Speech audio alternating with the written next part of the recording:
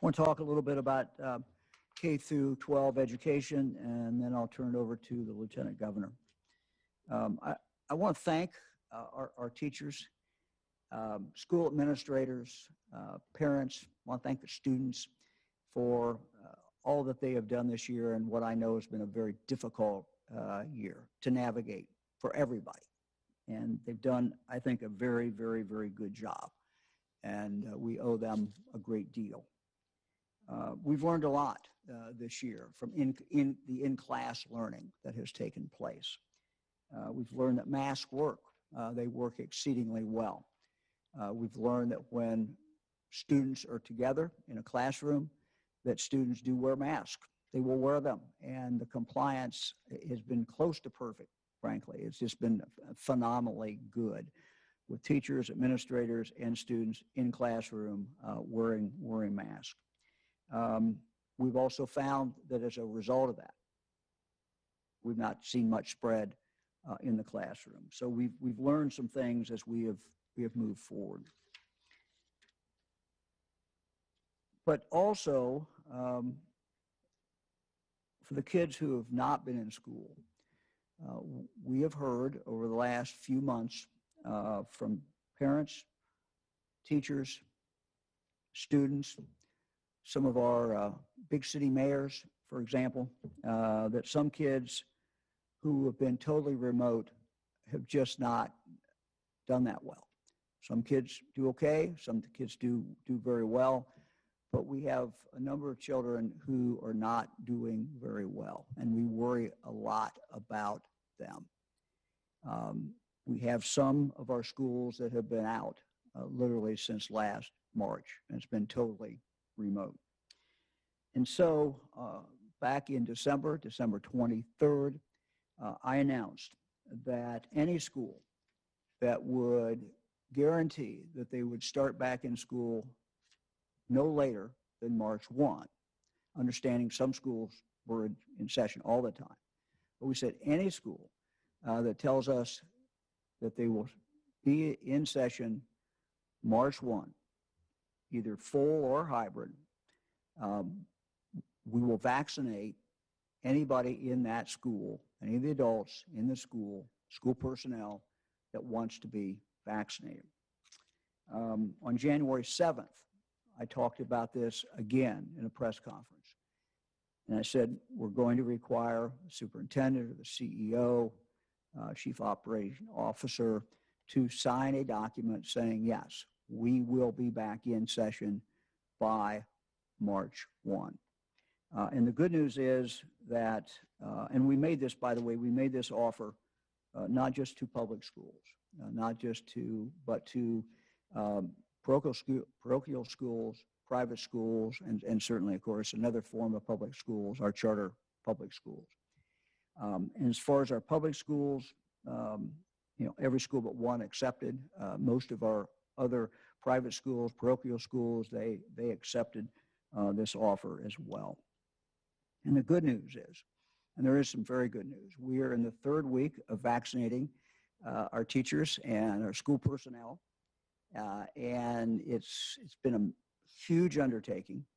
I'm sure we got derailed a little bit today, maybe tomorrow, as far as the vaccine coming in, but it's gone exceedingly well. We're in the third of 4 weeks, and I just want to thank everyone who's been a part of that, everyone who's made that happen. It's worked, I think, very, very, very well. We have also really, since making that offer, seen some real changes. And we've gotten a lot of schools back in session. In fact, let me give you the numbers. At the start of January, 47% of our students were in schools that were fully remote. Again, in start of January, 47% of our students were in schools that were fully remote.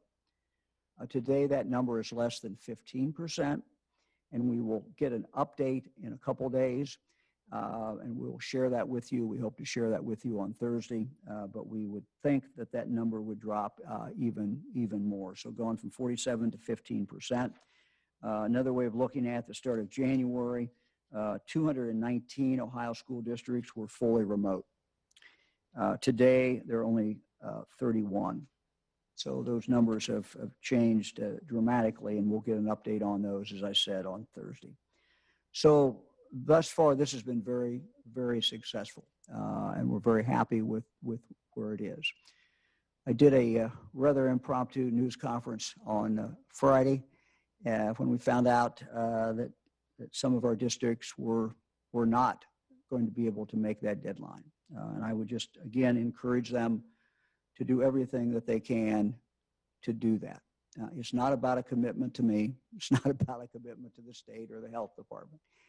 It is really a commitment to the students. And we would just ask them to do everything in their power to get these students back into the classroom. I know we've had a question about what hybrid is. We've been consistent throughout this from the beginning when we started talking about maybe some schools would be hybrid. And I remember that was, some people were kind of shocked by that fact. But we've let schools make their own determinations. And what we've said is if you go back by March 1, it'd be great if you can be fully 5 days a week, but if you can only do part of the week and have to split the classes, which is what some schools have done, 2 days, 1 day, but a split, basically kids in school 2 days out of the week, and the third day is somehow, sometimes they go third day, or some days they third day they do something else special in regard to other students. But if they could do that, if we said if you could do that by March 1, then we're happy to go ahead with the vaccination. So that's what hybrid means. It means actually every student has the opportunity to be in class every week, and that's what we're talking about as far as hybrid. So again, I would just encourage Akron, Youngstown, Cleveland, and Cincinnati. We have one school, Walnut Hills. All the other schools are either back or going back. So again, this is a small number, but it's significant. So I would just urge these schools, do everything in your power to get back in session. Again, it's not about me. It's about your students.